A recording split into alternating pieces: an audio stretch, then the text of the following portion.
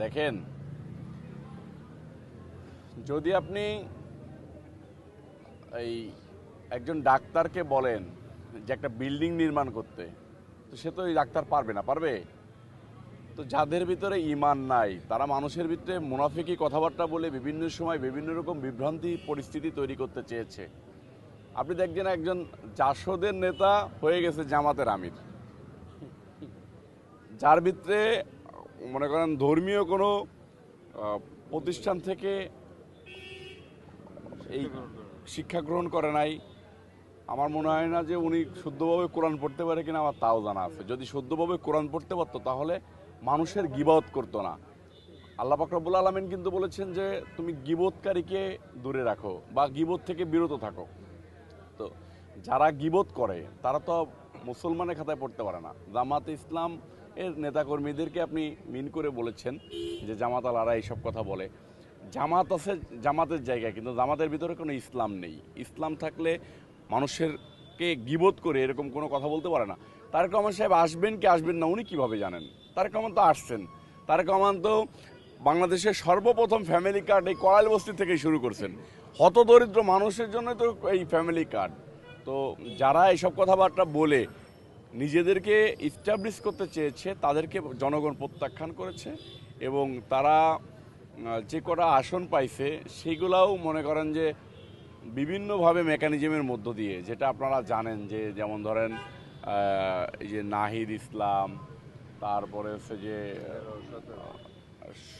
এই যে শফিকুল ইসলাম মাসুদ, তারপরে হচ্ছে আপনার জামাতের আমির। তো এদিকে তো শফিকুল ইসলাম মিল্টনের নাম তো ডিক্লেয়ার হয়ে গিয়েছিল যে তিনি পাশ করেছেন। পরবর্তীতে আবার যে সরকার সদ্যবিদায়ী সরকার তারা ইঞ্জিনিয়ারিংয়ের মধ্য দিয়ে বা করে জামাতের আমিরের মান সম্মান বাঁচাইছে যে একটা দলের আমির সে বিরোধী দলের নেতা হবে, তারে আমরা মানে জিতাই দিই আর কি। এইসব করে জিতাইছে।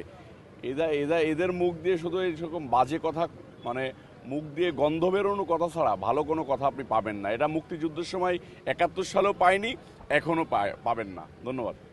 আমরা চাই দেশে সবসময় একটা শান্তি বজায় থাকুক। আমরা নিজেরাও অনেক সময় যারা ফেস ভ্যালুওয়ালা নেতা আছে তারা আশঙ্কায় থাকি যে কখন কোন দুর্ঘটনা ঘটে যায়। যদি দেশের আইন শৃঙ্খলা ঠিক থাকে তাহলে এই দুর্ঘটনা থেকে আমরা সকলেই পরিত্রাণ পাব। আমরা চাই যে দেশে সন্ত্রাস, নৈরাজ্য, চাঁদাবাজ, মাদক এগুলাকে সরকার শক্ত হাতে দমন করুক। ধন্যবাদ। ওইটা ছিল হচ্ছে একটা মববাজদের দোকান। শহীদ ওসমান হাদির মৃত্যুকে নিয়ে মববাজরা একটা দোকান খুলেছিল। তো এই আসামি গ্রেপ্তার হওয়ার পরে ওদের ওই দোকানটা বন্ধ হয়ে গিয়েছে। তো যখন দোকান বন্ধ হয়ে গিয়েছে তখন তো তাদের আর কোনো পুঁজি নাই, এটাই ছিল তাদের পুঁজি। এখন নতুন কোনো পুঁজি করার জন্য চেষ্টা করবে যে কোনোভাবে কোনো কিছু করে নতুন কোনো আইটেম সামনে আনা যায় কিনা। সবসময় সমালোচনাকারীদের মুখে জুতা মারা হবে, সেটা কাজের মধ্য দিয়ে। ধন্যবাদ। দেখেন, ফ্যামিলি কার্ড তারেক রহমান সাহেব যখন বাংলাদেশে এসে বলছে আই হ্যাভ এ প্ল্যান, তখনই বাংলাদেশের মানুষ জানে যে তারেক রহমান সাহেব একটা সুন্দর প্ল্যান নিয়ে আসছে এবং বাংলাদেশকে সুন্দর করে সাজাবে। তো যারা পিছন দরজা দিয়ে ক্ষমতায় আসতে চেয়েছিল ইঞ্জিনিয়ারিংয়ের মধ্য দিয়ে, তারা মানুষের ভিতরে একটা হাইপ সৃষ্টি করতে চেয়েছিল যে আমাদের ফ্যামিলি কার্ড দরকার নেই, এই নাই সেই নাই। এখন দেখবেন তারাই ফ্যামিলি কার্ড খুঁজে বেড়াচ্ছে।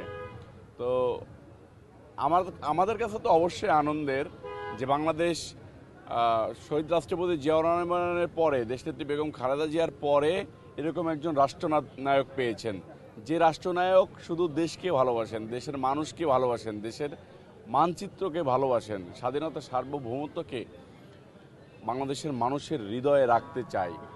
এরকম একজন রাষ্ট্রনায়কের এরকম প্ল্যান বাংলাদেশের নাগরিক আমরা সাধারণ মানুষ হিসেবে আমাদের কাছে মনে হয় যে বাংলাদেশটাকে অনেক দূরে নিয়ে যাওয়া দরকার। আমাদের সকলকে মিলে এই বাংলাদেশের প্রত্যেকটা মানুষের সহযোগিতার মধ্য দিয়েই বাংলাদেশ এগিয়ে যাবে। ধন্যবাদ।